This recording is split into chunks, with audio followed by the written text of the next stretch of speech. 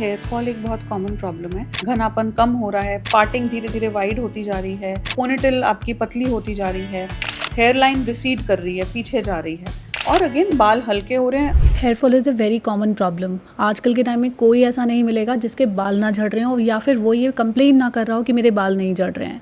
सो आज के पॉडकास्ट में हम डॉक्टर दादू से स्पेसिफिकली हेयर फॉल से रिलेटेड कुछ सवालों के जवाब जो है वो जानना चाहेंगे।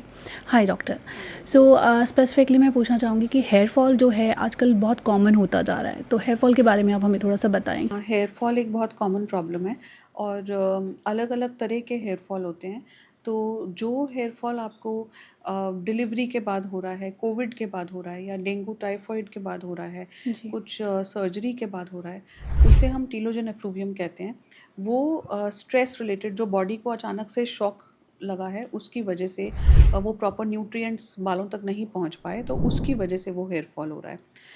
और उसके अलावा एक हार्मोनल हेयर फॉल भी होता है। तो हार्मोनल हेयर फॉल में ये होता है कि फीमेल्स में देखा जाएगा कि घनापन कम हो रहा है, पार्टिंग धीरे धीरे वाइड होती जा रही है और पोनीटेल आपकी पतली होती जा रही है और बाल का टेक्सचर और क्वालिटी भी डिटीरियोरेट कर रही है। आपको लग रहा है कि बाल बहुत ड्राई फ्रिजी हो रहे हैं, आगे से बाल फ्लैट हो रहे हैं, बाउंस कम हो रहा है। ये फीमेल पैटर्न हेयर लॉस है। और मेल्स में भी उसी तरीके से हेयर फॉल हो रहा है, हेयर थिनिंग हार्मोनल हो रही है। हार्मोनल हेयर थिनिंग में मेल्स में फोरहेड ब्रॉड होता जा रहा है, हेयर लाइन रिसीड कर रही है, पीछे जा रही है और अगेन बाल हल्के हो रहे हैं। आपको लग रहा है बाल उतने नहीं झड़ रहे, तो भी आपको लग रहा है बाल उतने बचे ही नहीं है जितने 6-8 साल पहले थे। तो ये हार्मोनल हेयर फॉल है। उसके अलावा there is alopecia areata which is autoimmune, जिसमें ऐसे कॉइन शेप्ड पैचेस बन जाते हैं स्कैल्प में। वो आईब्रो पर भी हो सकता है, बियर्ड पर भी हो सकता है। उसके अलावा देयर इज स्कारिंग एलोपेशिया, जिसमें कि जड़ ही ख़त्म हो जाती है बालों की, तो बालों को वापस लाना मुश्किल है। तो इसलिए ज़रूरी है कि आप सही टाइम पे डर्मेटोलॉजिस्ट को कंसल्ट करें, सही डायग्नोसिस बने और उस हिसाब से ट्रीटमेंट हो।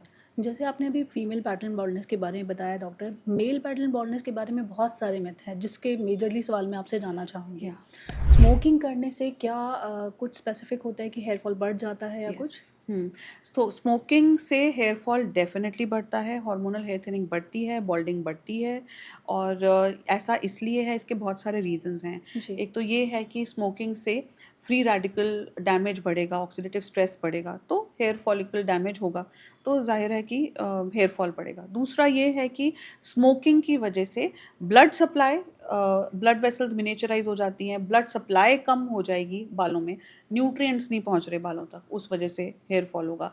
स्मोकिंग की वजह से एंड्रोजन लेवल यानी मेल हार्मोन थोड़ा बढ़ जाएगा ब्लड में, तो उस वजह से भी मेल पैटर्न बॉल्डनेस देखी गई है। तो मतलब जिन लोगों में डॉक्टर मेल पैटर्न बॉल्डनेस ज़्यादा है, क्या उनमें टेस्टोस्टेरोन के लेवल ज़्यादा होते हैं?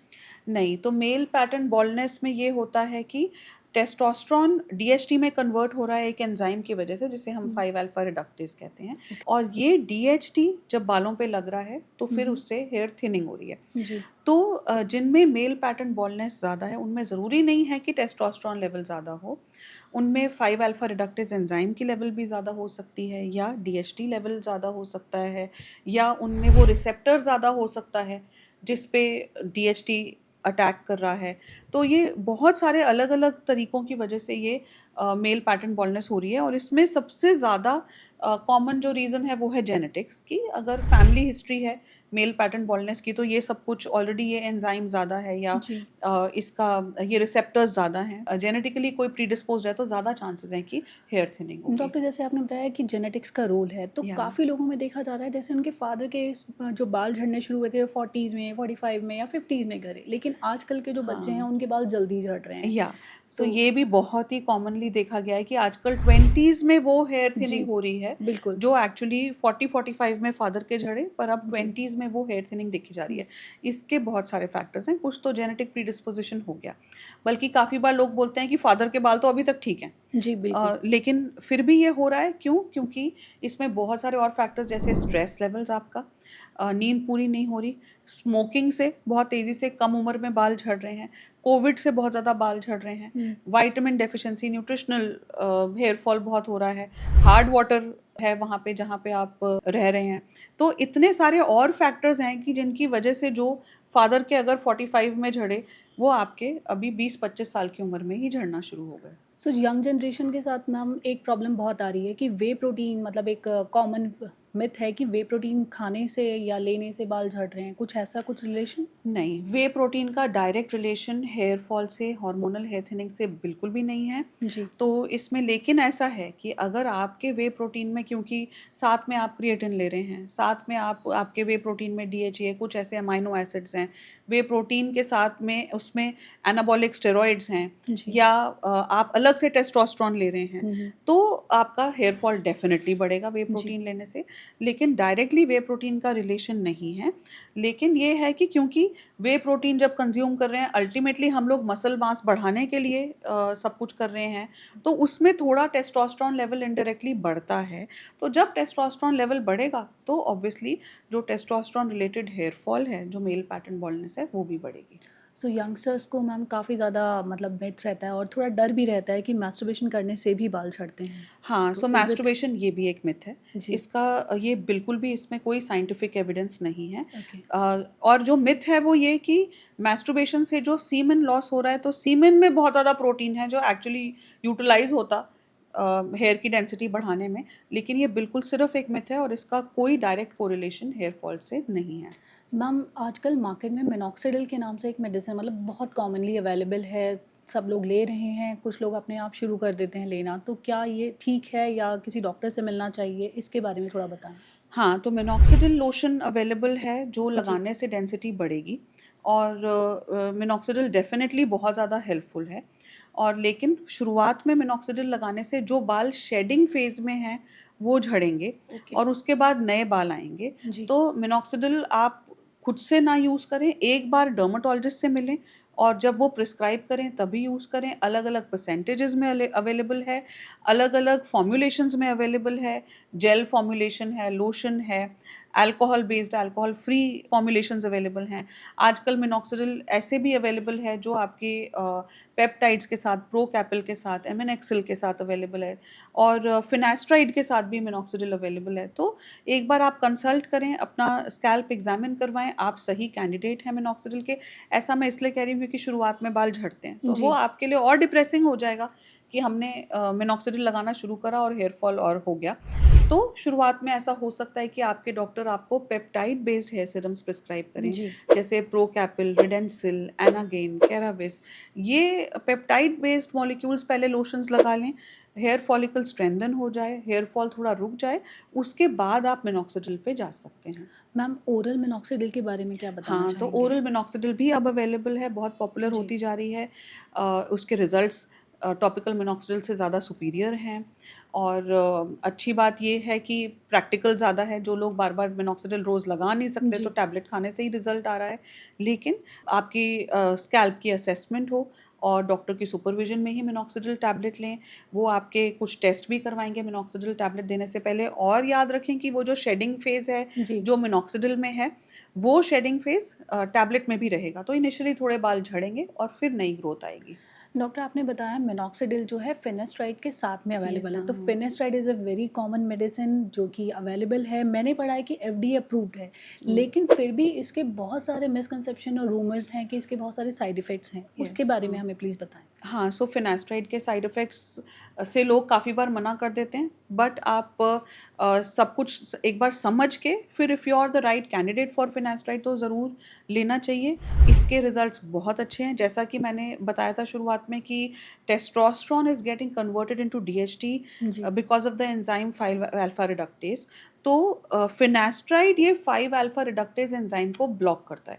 तो एंजाइम ब्लॉक हो जाएगा, डीएचटी नहीं बनेगा, डीएचटी नहीं बनेगा तो हेयर फॉल नहीं होगा, कि वो जो डीएचटी बालों पे चिपक रहा था वो नहीं होगा, जी। और वो हेयर फॉल फिर नहीं होगा, बाल आपके धीरे धीरे और अच्छे वापस आने शुरू हो जाएंगे। तो फिनास्ट्राइड के रिजल्ट्स बहुत अच्छे हैं, लेकिन साइड इफ़ेक्ट्स हैं।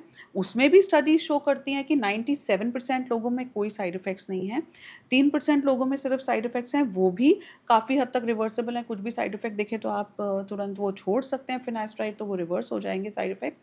साइड इफ़ेक्ट्स में मेजरली सेक्सुअल साइड इफ़ेक्ट्स जैसे जी। Loss of libido, reduction in sperm count और प्रीमेच्योर इजैकुलेशन।